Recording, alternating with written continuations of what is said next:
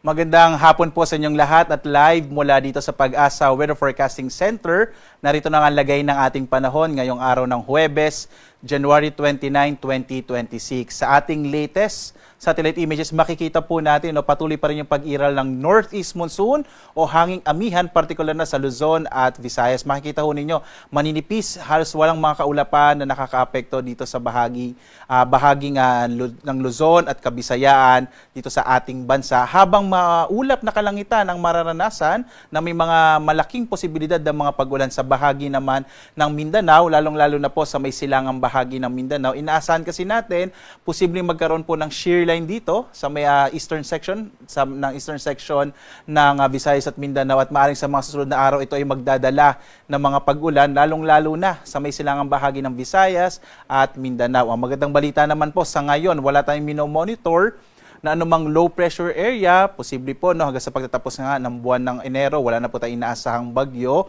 at least in the next 2 to 3 days. Pero patuloy pa rin po tayong magmo-monitor. Bukas naman, narito po ang ating inaasahang magiging lagay ng panahon dito sa Luzon. Magpapatuloy ang mga mahihinang mga pag-ulan, partikular na nga sa bahagi ng Cagayan Valley Region at Aurora. Dulot pa rin po yan ng pag-iral ng Northeast Monsoon o hanging amihan. Samantala, sa nalabing bahagi ng Luzon, dito sa Metro Manila at iba pang bahagi ng mga lalawigan sa Luzon, inaasahan naman natin ay generally fair weather, pero posible pa rin po yung mga isolated o pulo-pulong mga mahihinang pag-ulan na dala nga ng Northeast Monsoon o amihan. Magpapatuloy pa rin itong malamig na temperatura hanggang sa buwan po ng Pebrero. Agwat ng temperatura sa Lawag, 21 to 30 degrees Celsius. Sa Baguio naman, 14 to 21 degrees Celsius. At Tuguegarao, 20 to 29 degrees Celsius. Habang dito sa Kamaynilaan, ang temperatura natin bukas ay 22 to 30 degrees Celsius. Sa Tagaytay naman, 20 to 27 degrees Celsius. Sa Legazpi, 24 to 30 degrees Celsius. Dito tayo sa Palawan, Visayas at Mindanao. Sa Palawan, umiiral pa rin ang Northeast Monsoon at magdadala ng mga isolated light rains. Yung agwat ng temperatura sa Calayan Islands nasa 25 to 29 degrees Celsius, habang dito sa Puerto Princesa, 25 to 31 degrees Celsius. Malaki naman yung posibilidad ng mga pag-ulan sa may Eastern Samar, na dulot po ito ng inaasahan nating epekto ng shear line, habang ang nalabing bahagi ng Eastern Visayas ay makararanas ng mga localized thunderstorms. Samantala, ang nalabing bahagi ng Kabisayaan, itong Western Visayas, Central Visayas at Negros Island Region ay makararanas ng mga isolated light rains na dulot ng hanging amihan bukas. Agwat ng temperatura natin sa Iloilo, 24 to 30 degrees Celsius. Sa Cebu naman, 24 to 30 degrees Celsius. Habang sa Tacloban, 24 to 29 degrees Celsius. Samantala, sa Mindanao, sa epekto po ng shear line, magkakaroon ng mas malaking posibilidad ng mga pag-ulan sa bahagi ng Caraga, partikular na dito sa may Dinagat Islands, Surigao del Norte at Surigao del Sur, maging sa Davao Oriental. Mag-ingat sa mga posibilidad po ng mga flash floods and landslide, lalo na kapag meron tayong mga severe thunderstorms. Sa nalabing bahagi naman ng Mindanao, makararanas po ng mga localized rain showers and thunderstorms, but generally fair weather pa rin po, lalong na sa may western section ng Mindanao. Yung agwat nga ng temperatura natin sa Zamboanga, nasa 24 to 34 degrees Celsius. Sa Davao, 25 to 32 degrees Celsius. Habang sa bahagi ng Cagayan de Oro, 23 to 30 degrees Celsius. Dumako tayo sa lagay ng ating karagatan. Sa ngayon po, wala tayong nakataas na gale warning sa anumang bahagi ng ating kapuluan. Sa may Hilaga at silangang bahagi ng Luzon, magiging katamtaman hanggang sa maalon ng karagatan, habang ang nalalabing bahagi ng ating bansa ay makararanas ng banayad hanggang sa katamtamang pag-alon.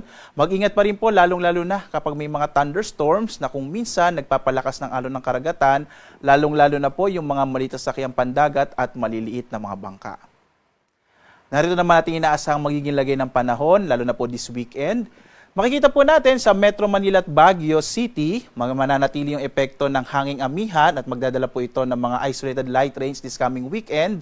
Agwat ang temperature sa Metro Manila, 22 hanggang 30 degrees Celsius. Sa Baguio naman, nasa 14 to 22 degrees Celsius. Samantala sa Legazpi, sa bahagi naman ng Bicol Region, inaasahan natin ang malaking posibilidad ng mga pag-ulan sa posibleng epekto ng shear line. Agwat ang temperatura sa Legazpi, nasa 23 to 30 degrees Celsius. Sa Kabisayaan, mapapansin po natin halos malaki yung posibilidad na magiging maulap ang mga kalangitan dito sa bahagi ng Kabisayaan at malaki rin ang potensyal ng mga pag-ulan sa epekto po ito ng shear line. Sa Metro Cebu, agwat ang temperatura ay nasa 23 to 29 degrees Celsius. Sa Iloilo City naman, nasa 23 to 29 degrees Celsius, habang sa Tacloban, nasa 23 to 29 degrees Celsius. Muli po, itong Kabisayaan, malaki yung posibilidad ng maulap na kalangitan na may mga pag-ulan this coming weekend na dala ng shear line. Sa Mindanao naman, makita po natin this coming weekend, mga localized rain showers and thunderstorms ang mararanasan.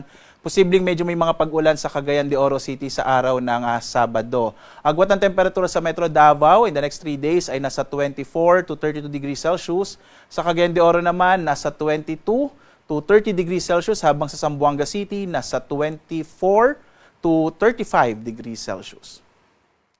Samantala, ang araw natin ay lulubog mamayang 5:54 ng gabi at ito ay sisikat bukas ganap na 6:25 na umaga.